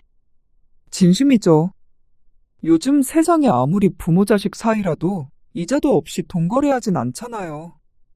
송 씨는 할 말을 잃었습니다. 딸이 진심으로 이자를 요구하고 있었습니다. 그것도 10%씩이나 말이죠. 아니, 얼마인지가 중요한 게 아니었습니다. 어떻게 딸이 자신에게 그런 말을 할 수 있는지 몰랐습니다. 어처구니가 없었습니다. 돈을 빌리고 며칠 만에 돌려주겠다고 할 때 굳이 1년 쓰고 주라더니 송 씨에게 돈 장사를 하려고 한 모양이었습니다. 돈이 궁한 것도 아니고 어쩜 이런 애가 다 있나 싶었습니다. 부족하게 키운 것 같지 않은데 결혼하고 나니까 부모에게서 한 푼이라도 못 뜯어가서 안달이 난 것 같았습니다. 물론 정말로 송 씨가 딸에게 큰 돈을 빌렸던 것이었다면 송 씨도 좀 더 챙겨서 갚았을지도 몰랐습니다. 근데 딸의 심보가 너무 못됐습니다. 저금하는 것보다 나은 이자를 받기 위해서 빌려준 것인가 싶으니까 화가 났습니다. 처음부터 그런 꿍꿍이었는지 아니면 지금에 와서 그렇게 생각한 것인지 몰랐지만 중요한 것은 부모에게는 조금도 손해보고 싶지 않다는 건 분명해 보였습니다. 나흘 만에 갚겠다고 했을 때 갚지 말라며? 엄마가 또 필요한 일이 있을까봐 그랬죠. 너 정말 너무한 거 아니니? 딴 사람들한테 한번 얘기해봐라. 부모한테 이자 달라는 자식이 있는지. 그러자 딸이 오히려 더 황당하다는 듯이 대꾸했습니다. 당연한 걸 물어보라고 그러세요? 아무리 부모 자식이라도 돈 관계는 잘 따져야 해요. 그래야 나중에 안 서운하죠. 그러면 너는 시부모한테 3천만 원 보태주고 이자 받았니? 그러자 딸이 놀란 듯 아무 말도 없었습니다. 그건 어떻게 아셨어요? 너희 하는 말 들었다. 딸이 머뭇거리며 대답했습니다. 그건 빌려드린 게 아니라서요. 더 기가 찬 말이었습니다. 시부모는 그냥 준 거라 이자도 필요 없고 친정부모는 빌려준 거니까 이자도 다 받아야 된다는 논리는 어떻게 나온 건지 몰랐습니다. 부모 자식 간의 돈 관계는 제대로 해야 한다면서 가장 제대로 하지 않는 게 딸이었습니다. 그동안의 딸과의 일이 주마등처럼 스쳐 지나갔습니다. 아니, 누굴 탓할까요? 그렇게 키운 게 송씨이고 그렇게 행동하도록 호구같이 퍼주기만 했던 게 송씨인데 말이죠. 하지만 아무리 자신에게 책임이 있다지만 딸이 괘씸한 건 변함없는 사실이었습니다. 이대로는 너무 억울하고 속상했습니다. 그래서 송씨는 딸이 원하는 대로 해주기로 마음먹었습니다. 그래. 이자는 보낼게. 아무리 부모 자식 사이라도 돈 문제는 확실히 해야 한다고 했지. 그래. 그렇게 하자. 정말요? 알겠어요. 딸은 좋아했습니다. 하지만 언제까지 좋아할지 지켜보기로 했죠. 송씨는 그 다음 주에 딸에게 전화를 걸었습니다. 엄마, 어쩐 일이에요? 안 그래도 우빈이 맡기려고 전화하려고 했는데, 그 와중에도 부모를 부려먹을 생각밖에 없는 모양이었습니다. 너희 살고 있는 집, 내 지분을 팔려고 그러거든. 네? 그게 무슨 말이에요? 딸이 어리둥절하게 대답했습니다. 엄마 명의로 된 지분 말이야. 그거 팔려고. 갑자기 그게 무슨... 엄마도 이번에 너희한테 한 수 배웠다. 네? 내가 가족끼리라고 너무 안이하게 생각했던 것 같아. 오히려 남보다도 더 정확히 해야 하는 사이인데 말이야. 딸은 대답이 없었습니다. 안 그래도 너한테 돈 빌리면서 마음이 편하지 못했는데, 우리가 우리 앞가림 잘하면서 사는 게 오히려 자식 도와주는 길이라는 걸 이번에 깨달았다. 엄마, 그렇다고 줬던 걸 팔아버린다고 하시면 어떡해요? 그리고 그럼 저희 집은요? 지분을 딴 사람한테 팔아버리면 저희 집 경매 넘어가는 거 아니에요? 그럼 너희가 사면 되잖아. 뭐라고요? 아니, 이미 우리 집인데 또 사라는 말이에요? 돈 관계는 확실하게 해야 한다며. 이참에 정리하는 거지. 엄마, 갑자기 왜 이러는데요? 아, 혹시 이자 받은 것 때문에 그래요? 돌려드릴게요.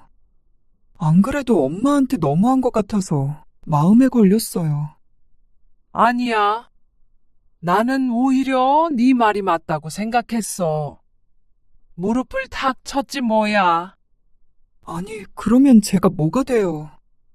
박서방한테는 엄마가 줬던 집 다시 뺏었다고 해요? 박서방도 그런 거 좋아하잖아. 돈 관계 확실한 거. 엄마, 그럴 만한 돈이 있었으면 애초에 집을 받지도 않았죠. 너희 보니까 여유 있는 것 같은데 뭘. 시부모 집 사는 것도 보태주고 우리 빌려줄 돈도 있고. 그리고 주택담보대출이라는 제도도 있잖니? 지금 그러면 대출 받아서 엄마가 보탠 돈 갚으라는 말씀이잖아요. 그러면서 딸은 성씨를 원망했습니다. 정말 너무하신 거 아니에요? 어떻게 친정부모가 딸한테 이렇게 해요? 딸은 친정부모한테 그래도 되고? 엄마, 이렇게 하면 저희 안 보고 지내자는 말로밖에 안 들려요. 그러면 너희는 그동안 우리한테 안 보고 지내자고 그런 행동들을 했던 거야? 딸은 입을 다물었고 성씨는 마지막 말을 덧붙였습니다. 그리고 그렇게 들렸다면 어쩔 수 없는 거겠지. 그리고 전화를 끊었습니다. 차라리 그러는 편이 속 시원할 것 같았습니다. 자꾸만 딸에게 서운한 감정 느끼고 사돈과 비교하고 억울해하는 것보다 애초에 서로 안 주고 안 받아서 기대조차 안 하는 것이 마음 편할 것 같았습니다. 그리고 사흘 뒤 사위에게도 전화가 왔습니다. 장모님, 저라도 미네를 말렸어야 했던 건데 죄송해요. 기분 푸세요. 저희랑 같이 여행 가시는 건 어때요? 기분 전환도 할 겸. 헛웃음이 나왔습니다. 누굴 바보로 아는 모양인지 모든 게 둘이 함께 벌인 일이라는 걸 모르지 않았습니다. 사위나 딸이나 똑같았습니다. 그런데 이제 와서 눈 가리고 아웅하려는 게 더 얄미웠습니다. 그 집 문제는 없던 걸로 해주시면. 이달까지 해결 보고 안 살 거면 다른 사람한테 팔거나 경매 넘길 테니까 그런 줄 알아. 이제는 손주를 봐달라는 부탁도 없었습니다. 그런 부탁할 상황도 처지도 아님을 알고 있는 모양이었습니다. 송씨는 딸의 사과에도 결정을 번복하지 않았습니다. 남편도 그런 송씨를 지지했습니다. 이기적인 것들. 부모 돈은 죄다 찌들 거라고 생각하면서 이래서 자식 키워봤자 소용없는 거야. 집을 준 게 아까운 게 아니라 그 이후에도 끊임없이 부모를 벗겨먹으려 하면서 자신들은 부모에게 돈 한 푼 쓰기 싫어하는 그 마음이 분했습니다. 그러지만 않았더라면 집은 언젠가 딸 것이 되었을 것이고 송씨 부부도 아깝다는 생각을 하지 않았을 테죠. 누군가는 송씨 부부를 매정하다고 할 수도 있었습니다. 대가를 바라고 준 것이냐고 손가락질을 할지도 몰랐죠. 하지만 아무리 부모라도 부모를 존중하지 않는 자식에게 마음 주지 않을 권리는 있었습니다. 내 것을 주지 않을 권리도 있었죠. 제 복을 제 발로 걷어찬 것은 딸이라고 생각했습니다. 물론 딸은 달리 생각할지 몰라도 말이죠. 결국 딸 부부는 송씨가 보태줬던 돈을 고스란히 뱉어내야 했습니다. 당연히 딸과 사위는 송씨 부부를 원망했습니다. 이렇게 보면 자식에게 더 퍼주는 부모가 더 대접받는 건 아닌 모양이었습니다. 그렇다면 각자 잘 사는 게 덜 억울한 방법이었습니다. 뒤늦게 깨달았지만 앞으로는 그럴 작정이었습니다. 딸에게 먼저 연락할 일은 없겠지만 말이죠.